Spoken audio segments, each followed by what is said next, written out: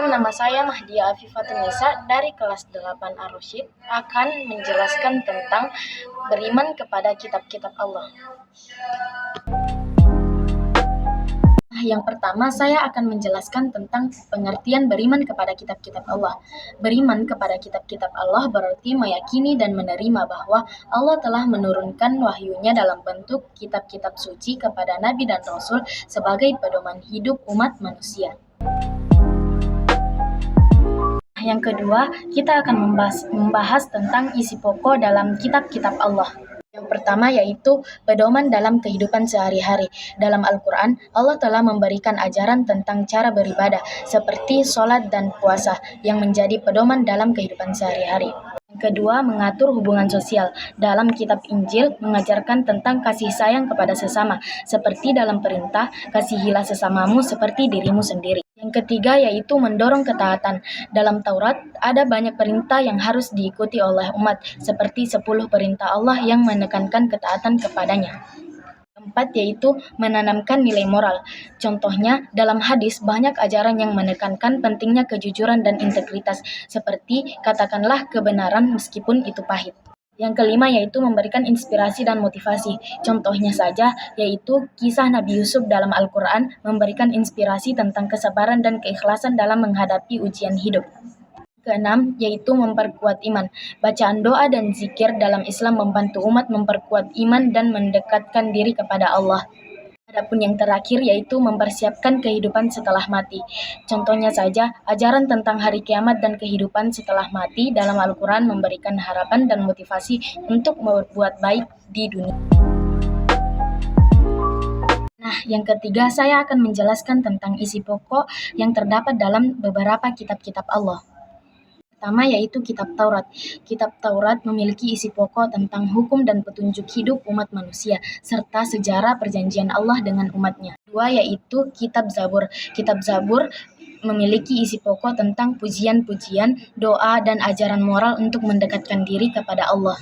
Tiga yaitu kitab Injil. Isi pokok yang terdapat dalam kitab Injil yaitu ajaran tentang kasih, keselamatan, dan kehidupan Nabi Isa alaihissalam. Terakhir yaitu kitab Al-Quran. Dalam Al-Quran memiliki isi pokok tentang pengenalan tentang keesaan Allah, hukum ibadah, serta pedoman hidup dan kisah para nabi. Nah, kita masuk ke penjelasan keempat, yaitu cara beriman kepada kitab-kitab Allah. Pertama yaitu dengan cara meyakini.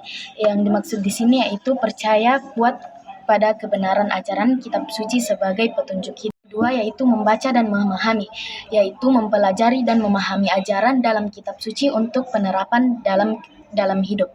Tiga yaitu menghormati atau memperlakukan kitab suci dengan penuh penghargaan dan menjaga kesuciannya. Empat yaitu mengamalkan ajaran, yaitu menerapkan prinsip-prinsip ajaran kitab suci dalam tindakan sehari-hari. Lima yaitu berdoa atau berkomunikasi dengan Allah untuk meminta petunjuk dan kekuatan. Dan yang terakhir yaitu dengan cara mengajarkan atau menyebarluaskan ajaran kitab suci kepada orang lain melalui pendidikan dan diskusi. Nah, penjelasan kelima yaitu berisi tentang ciri-ciri generasi cinta Al-Quran. Pertama, ciri-cirinya yaitu membaca Al-Quran secara rutin. Yang kedua, memahami isi Al-Quran. Yang ketiga, mengamalkan ajaran Al-Quran. Yang keempat, mengajarkan kepada orang lain. Yang kelima, mencintai dan menghormati Al-Quran. Yang keenam, menghadiri kajian Al-Quran. Yang keempat, berdoa dan berzikir. Dan yang terakhir yaitu menyebarkan pesan Al-Quran. Tibalah kita ke penjelasan yang terakhir yang berisi tentang hikmah beriman kepada kitab-kitab Allah. Hikmah beriman kepada kitab-kitab Allah yang pertama yaitu dapat memperkuat iman, yang kedua memberikan petunjuk hidup, selanjutnya mendorong kebaikan dan menumbuhkan kesadaran spiritual, memberikan ketentraman jiwa, mendorong toleransi dan persatuan, yang selanjutnya menjadi sumber inspirasi, dan yang terakhir yaitu menyiapkan kehidupan setelah mati. Mungkin cukup sekian yang dapat saya sampaikan. Semoga apa yang saya sampaikan dapat dimengerti oleh teman-teman sekalian. Wabillahi taufiq wal hidayah. Wassalamualaikum warahmatullahi wabarakatuh.